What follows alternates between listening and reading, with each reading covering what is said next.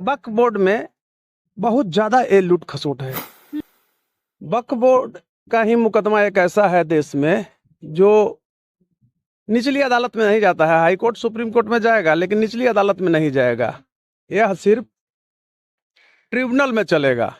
मंदिर का कोई लड़ाई हो चाहे अन्य चीज का जब लड़ाई होता है तो हम निचली अदालत में जाते हैं, सिविल कोर्ट में जाते हैं। लेकिन वक्फ बोर्ड वाले क्यों नहीं जाते हैं भाई? उसका मुकदमा क्यों नहीं जाता है कि पूरे देश में वक्फ बोर्ड के अंदर जो संपत्ति है वो 8,06,45 संपत्ति अभी तक पंजीकृत है। नमस्कार, आप देख रहे हैं आगाज फर्स्ट न्यूज और मैं हूं आपके साथ करुणा तिवारी। पूरे देश भर में एक ऐसे कानून की चर्चा जोरों पर हो रही है जिसके बिल जब सदन में पेश किया गया तो उसके बाद से बवाल मच गया। विपक्षी दल जो है लगातार इस पे सवाल भी खड़ा करते नजर आ रही है और वो बिल है वक्फ बोर्ड। वक्फ बोर्ड को लेकर कई तरह के सवाल खड़े हो रहे हैं। विपक्षी दलों का कहना है कि ये जो बिल है ये मुसलमानों के खिलाफ है। जो सत्ता पक्ष में बैठे हैं वो कुछ और कह रहे हैं। इस पे क्या जरूरी है और क्या जरूरी नहीं है जानेंगे, बातचीत करेंगे, पूरी चर्चा करेंगे। हमारे साथ मौजूद है पटना हाई कोर्ट के अधिवक्ता कौशलेंद्र नारायण जी। कौशलेंद्र जी, वक्फ बोर्ड को लेकर जो चर्चाएं जोरों पर है, आखिर ये क्या है? देखिए, यह बहुत ही गंभीर मुद्दा है अभी देश के लिए जी। और मैं जो भी चर्चा करूंगा लीगल दृष्टिकोण से करूंगा। वक्फ का सबसे पहले हम लोग अर्थ समझते हैं। वक्फ जो शब्द है वो अरबी भाषा से है और अरबी भाषा का वकूफा शब्द से बना है जिसका अर्थ होता है दान करना, अर्पित करना। तो अब हम इंडिया की परिदृश्य में अगर बात करते हैं तो इंडिया में 1954 में वक्फ बोर्ड का गठन हुआ। वक्फ बोर्ड एक्ट बनाया गया, वक्फ एक्ट, उसके तहत गठन किया गया। 55 में इसमें पहला संशोधन हुआ, वक्फ बोर्ड अधिनियम बनाया गया। अब आप बतला रहे हैं कि अभी देश में बहुत बड़ा ही गंभीर मुद्दा है, तो मैं कहना चाहता हूं कि मुद्दा इस बात के लिए है कि देखिए, एक यहाँ पर टेक्निकल त्रुटि है। वक्फ बोर्ड का ही मुकदमा एक ऐसा है देश में जो निचली अदालत में नहीं जाता है। हाई कोर्ट सुप्रीम कोर्ट में जाएगा लेकिन निचली अदालत में नहीं जाएगा। यह सिर्फ ट्रिब्यूनल में चलेगा और इसके जो ट्रिब्यूनल होते हैं उसमें अधिकांश नहीं, संपूर्ण रूप से मुस्लिम लोग ही मेंबर अध्यक्ष होते हैं। सरकार द्वारा जो नामित रहते हैं, एक अध्यक्ष का प्रावधान है और जो नामित लोग होते हैं उसमें बार काउंसिल ऑफ इंडिया, आपको बता रहा हूं कि बार काउंसिल ऑफ इंडिया से जुड़े हुए एक वकील भी होते हैं और इस्लामिक स्कॉलर भी होते हैं।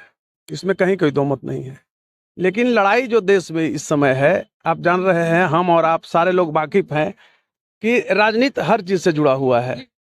तो राजनीतिक दृष्टिकोण से देश का डिमांड है, पॉलिटिकल पार्टियां जो सत्तासीन हमारी पार्टियां हैं उसका डिमांड है कि इसमें गैर मुस्लिम को भी रखा जाए। दूसरी चीज है कि ये तो थोड़ा सटीक नहीं बैठता है लेकिन यह सटीक जरूर बैठता है कि अगर मंदिर का कोई लड़ाई हो चाहे अन्य चीज का जब लड़ाई होता है तो हम निचली अदालत में जाते हैं, सिविल कोर्ट में जाते हैं। लेकिन वक्फ बोर्ड वाले क्यों नहीं जाते हैं भाई?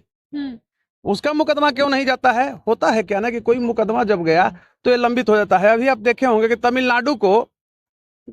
तमिलनाडु सरकार के पास एक ऐसा मामला आया वहां न्यायालय में और खासकर वक्फ बोर्ड में कि एक हिंदू गांव था।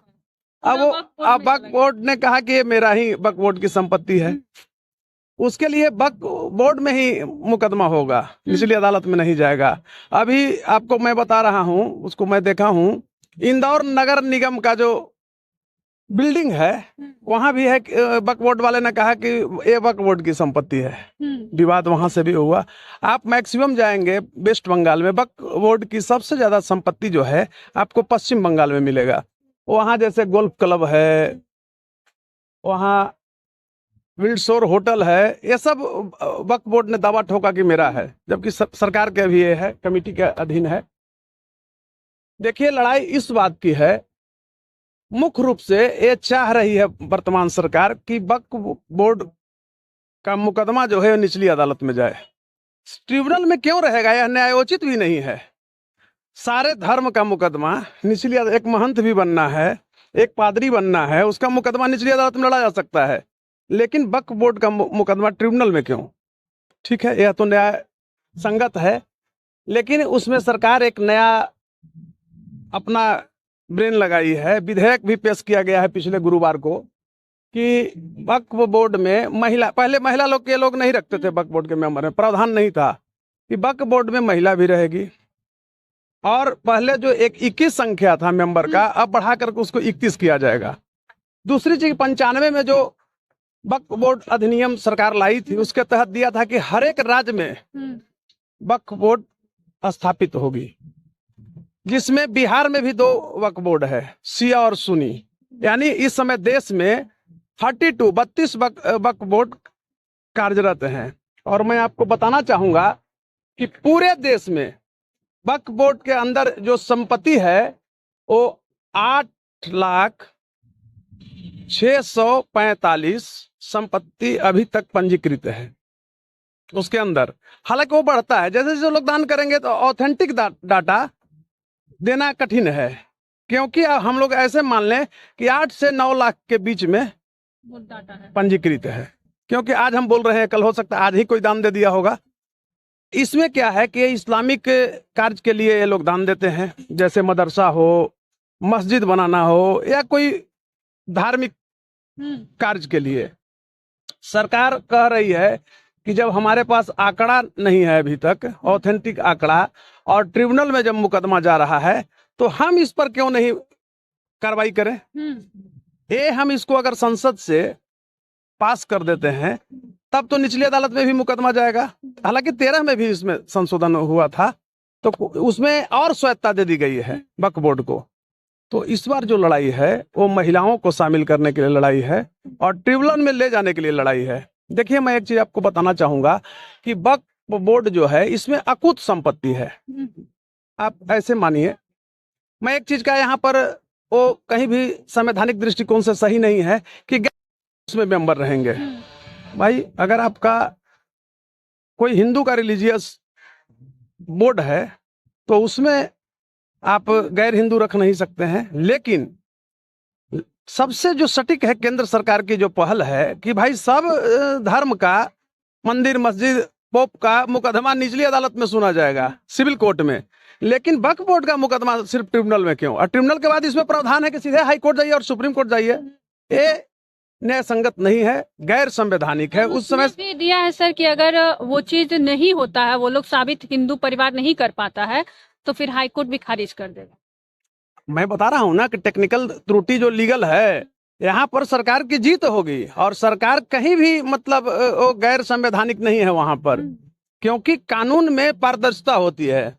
आप ठीक है, आप जान रहे हैं, छुपा हुआ नहीं है, वोट की राजनीति है देश में। वोट की राजनीति के लिए आप उलट पुलट संशोधन कर देते हैं। अब पावर आप देते हैं कि इस जाति का, इस धर्म का हमको वोट मिलेगा। इससे होता है क्या ना कि देश अनबैलेंस होता है। अगर एक आपका बॉडी का पार्ट टूट जाता है, आप समझिए, तो दूसरे पार्ट पर प्रभाव पड़ता है। उसको रिपेयर करने में जो ऊर्जा का समाप्ति होता है, इकोनॉमिक कंडीशन आपका डाउन करेगा। तो ठीक उसी तरह से होता है किसी भी अधिनियम के साथ। वोट की राजनीति में यहाँ लोग बना रहे हैं। अभी आप एक देखे होंगे कि मैं बिहार की परिदृश्य में बता रहा हूँ कि बिहार सरकार तांती और ततवा को केंद्र सरकार के पास भेज दिया कि भाई इसको यहीं से केंद्र के पास नहीं भेजा, वहां कैबिनेट से पास नहीं कराया, और अपने मान्यता दे दिया कि ये लोग अनुसूचित जाति में चले गए। सुप्रीम कोर्ट ने खारिज किया है। अब मैं एक सवाल पूछता हूं कि इसके पहले लोहार जाति को भी ये सरकार भेजी थी पिछले वर्ष। लोहार जाति को भी मानता सुप्रीम कोर्ट ने नहीं दिया कि जहां आप अति पिछड़ा में रहेंगे। तो ये ठगने की पॉलिसी हुई, ये भी लीगल एक है। तो सरकार वोट की राजनीति में बिहार सरकार ठग रही थी कि भाई अति पिछड़ा से हम अनुसूचित जाति में। अब देखिए, पहले लोग फॉरवर्ड में कहता, अब नीचे में आरक्षण का जो लाभ है तो हर कोई चाह रहा है कि हम खींचे। सवर्ण लोग भी। अच्छा, ये जो संशोधन हुआ है सर, इस संशोधन में सरकार क्या नया लाना चाह रही है? सरकार ला रही है कि महिला इसमें प्रतिनिधि भी होंगे, मतलब मुस्लिम महिला, हाँ, गैर मुस्लिम भी लोग होंगे। अच्छा। और 20 से 31 होंगे, 21 से पहले 21 होते थे, अब 31 होंगे। तो अब देखिए, गैर मुस्लिम होंगे तो होता है क्या ना, आप इस रूप से देखिए। मैं मंदिर पर भी बोल रहा हूँ कि मंदिर जो बना हुआ है ट्रस्ट, बिहार धार्मिक न्यास परिषद, धार्मिक न्यास परिषद में आप देखेंगे कि अगर कोई वहां मनमाना करता है तो वहां से हम उसके खिलाफ सिविल कोर्ट में जाएंगे। वक्फ बोर्ड में जो लड़ाई चलती है तो कोई रास्ता ही नहीं रहता, आप सीधे चले जाइए हाई कोर्ट में। हाई कोर्ट भी अगर यहाँ ए है तो करीब करीब वक्फ बोर्ड के ही है, इसलिए कि विशेषज्ञ वहां होते नहीं है। निचली अदालत में अगर ये मामला आएगा तो न इतनी लड़ाइयां रहेगी और न देश में इतनी कटुता बढ़ेगी। तो हमारे समझ से कहना है, मुख्य रूप से आप समझिए कि इसके लिए मतलब पब्लिक नहीं, not only the government but the उसको क्या हम लोग कहेंगे, monk of Muslim society also is guilty. Muslim society भी इसके लिए राजनीति देश में कर रहे हैं और यह उनका मांग इस रूप में सत्य हो सकता है भाई कि ठीक है, मेंबर में आप गैर मुस्लिम को नहीं सकते। एक चीज और है, मैं टेक्निकल बता रहा हूँ, ये केंद्र सरकार की बहुत अच्छी पॉलिसी आई, जिसमें टिप्पणी भी नहीं उठेगा, उसने डीएम को अधिक पावर दे दिया है। जाहिर सी बात है भाई कि डिस्ट्रिक्ट कलेक्टर जिला का प्रशासनिक दृष्टिकोण से सर्वोसर्वा होते हैं, तो उनका जो डिसीजन होगा वो मान्य होगा। वो उसका एडमिनिस्ट्रेटिव दृष्टिकोण से लीगल सेंटर भी होता है जिला में, अध्ययन करेंगे। तो मैं आपको बताना चाहूंगा कि अभी वक्फ बोर्ड को खुद पता नहीं है कि कितनी संपत्तियां मेरे पास है। देखिए क्या है ना, जमींदारी जब गई ना, ये रिलीजियस मतलब सरकार कोई नहीं ये किया है। जमींदारी जब खत्म हुई, कुछ मुस्लिम लोग जो थे पूरे देश में, वो लोग आनंद फानंद में छोड़ के चले गए। सरकार 1954 में उल्टी एक्ट बना दिया, उसको रिकवर नहीं किया, सीज नहीं किया कि वो केंद्र राज्य की संपत्ति होगी, देश की संपत्ति होगी। यहाँ सरकार से भूल हुई थी, आज वो राजनीतिक मुद्दा बन गया है। अभी एक चीज मैं बता रहा हूँ, वो वक्फ बोर्ड पर नहीं, आप अन्य पर भी देखिए। अभी पटना में, खासकर मैं बिहार की प्रदेश में आपको बता रहा हूँ, बड़ा बड़ा जैसे आप देखेंगे विद्यापति भवन, रविंदर भवन खुला हुआ है ना, ऐसे ऐसे भवन। आप अगर इसकी बुकिंग के लिए जाइए, भवन तो भाई रविंद्रनाथ टैगोर के नाम पर दे दिया गया, दरोगा राय, चाहे कोई राय, मैं किसी राय पर नहीं बोल रहा हूँ, किसी शर्मा, किसी मिश्रा, किसी मांझी, किसी जादव नाम से मिल गया, संपत्ति सरकार अलॉट कर दी है। वहां जो लोग घुस गया है वो लोग आप देखिएगा, वो तानाशाही करता है। जैसे वो 10,000 उसका अलॉटमेंट चार्ज होना चाहिए, 2-2 लाख ले रहा है। अभी रविंदर भवन में आप प्रोग्राम कराने जाइए तो 1 लाख से ऊपर देना पड़ेगा। अब क्या रविंदर भवन का देख रेख होता है? वहां जो लोग रहते हैं वो लोग नियम लगा दिए हैं कि आपको डेकोरेशन भी कराना है, माइक भी लेना है, खाना भी बनवाना है, तो मेरे ही प्रतिनिधि से आपको बनवाना है। लूट खसोट है। तो एक मैं पार्ट बता रहा हूँ, ठीक उसी तरह से विद्यापति भवन में भी, सभी भवन में है, कोई भवन अच्छे भी हैं, लेकिन वक्फ बोर्ड में बहुत ज्यादा ये लूट खसोट है, बहुत ज्यादा। मतलब देखिए, मैं आपको बता रहा हूं, एक इधर उत्तर प्रदेश में 2022 में इसी तरह का मामला आया था। वक्फ बोर्ड ने अपना दिखाना शुरू किया। वहां के मुख्यमंत्री ने वक्फ बोर्ड की संपत्ति को माननीय आदित्यनाथ जोगी जी, जो वर्तमान अभी भी मुख्यमंत्री हैं, उन्होंने उसकी संपत्ति की जांच का आदेश दे दिया।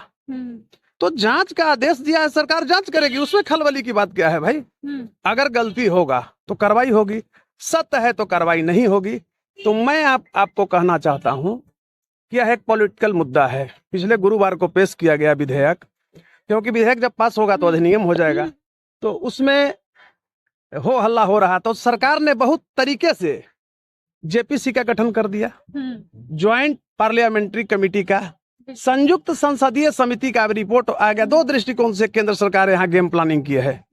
एक तो हुआ कि भाई ठंडे बस्ते में डाल दिया, मेजोरिटी में सरकार नहीं है, और आप जानते हैं किसी बिल को पास करने के लिए 2/3 बहुमत चाहिए, और गठबंधन की सरकार है, तो अपने ऊपर आरोप नहीं लगे और राजनीति भी खेल गई, तो जेपीसी में डाल दिया ठंडे बस्ते में। या फिर अगर जेपीसी का निर्णय हो जाता है तो सरकार पास कर देगी, अब ये लोग से कुछ नहीं हो पाएगा। और ये आपको मैं बता रहा हूँ, ये निश्चित रूप से, मैं कुछ जो त्रुटि है केंद्र सरकार का, मैं कानून जो कहता है हम मेरिट की बात करते हैं, मेरिट अगर नहीं है तो उस पर बात नहीं करेंगे। एक तो त्रुटि जरूर है ना, ये तो संविधान का धज्जियां उड़ाया गया कि सारे धर्म वाले का केस जो है सिविल कोर्ट में देखा जाएगा, ट्रिब्यूनल से अगर आप आते हैं। एक और नियम है भाई कि आपका सिर्फ वक्फ बोर्ड है, चाहे सिया सुनी 2 संप्रदाय वो लोग में है, तो उसका जो है वो सिर्फ ट्रिब्यूनल में होगा, वहां से हाई कोर्ट और सुप्रीम कोर्ट नहीं, उसके लिए प्रावधान होना चाहिए। अच्छा, ये पता कैसे चलेगा एक व्यक्ति को कि उसकी संपत्ति अचानक से वक्फ बोर्ड में चली गई? मतलब कोई नोटिफिकेशन वगैरह कई सालों बाद पता चल रहा है, बहुत सारे ऐसे केसेस। देखिए, सरकार जब जांच करेगी ना, बहुत सा संपत्ति कब्जा है। आप देखेंगे, सिर्फ वक्फ बोर्ड पर बात नहीं की, जमींदारी प्रथा में ही आपको 2 स्टेट मिलेगा। आप एक टेकारी महाराज का, टेकारी में गया जिला में, और एक स्टेट बेतिया स्टेट जो नावल्द था। ये दोनों स्टेट भूमिहारों का स्टेट था। मैं आपको बता रहा हूँ, भूमिहार जाति का स्टेट था। बेतिया वाले, वहाँ एडीएम के एक प्रतिनियुक्ति है, उन्होंने अपने परिवार को भी दान, उसकी खुद पता अभी तक नहीं है कितना संपत्ति है। टेकारे वाले का, टेकारी स्टेट का भी पता नहीं है, सब कब्जा करके उसमें बना हुआ है। अब इसकी भी अगर सरकार, एक विरासत समिति बनाई थी बिहार सरकार, हमको बड़ी खुशी हुआ, लेकिन विरासत समिति जो बना उसमें सब लंपट लखेरा है, उसको फुर्सत ही नहीं है, टीए लेता है, खाता है सब। तो अगर उसका जांच होता तो सब आ जाता। उसी तरह से वक्फ बोर्ड की भी संपत्ति लोग कब्जा किए हुए हैं। अगर जांच होगी तो दूध का दूध, पानी का पानी होगा। अच्छा, वक्फ बोर्ड को लेकर ये भी कई सत्ता पक्ष के जो नेता है वो कह रहे हैं कि ये लैंड जिहाद है, क्या उचित कहना होगा? मैं मानता हूँ, बिल्कुल है ये लैंड जिहाद। हाँ, सिर्फ वक्फ, मैं धर्म के नाम पर नहीं बोल रहा हूँ। मैं उपमा दिया ना भाई कि हिंदू धर्म के ही दोनों स्टेट था, दोनों को लोगों ने कब्जा करके रखा है। सब देखिए, किनारे टेकारी का किला ढह गया, सब मकान बना लिया, दुकान बना लिया, भैंस बांधे हुए है। तो ये लैंड जिहाद रियल में है। अब इसको जिहाद का रूप आप किस तरह से दे रहे हैं, अब हिंदू मुस्लिम कर रहे हैं तो अलग चीज है, लेकिन जिहाद जब आप शब्द लाते हैं तो जिहाद का अर्थ होता है माने जबरिया, जबरन कब्जा। जबरिया में सब कुछ होगा, जबरिया, फंसाना। तो जरूर एक कब्जा और फंसाया हुआ है एक पेच। तो अगर निचली अदालत में हम मुकदमा लड़ने का राइट अगर सरकार दे देती है तो बहुत गुड इंडिकेशन होगा, और वो जिहाद जो कर रहे हैं, लैंड जिहाद, वो रुकेगी।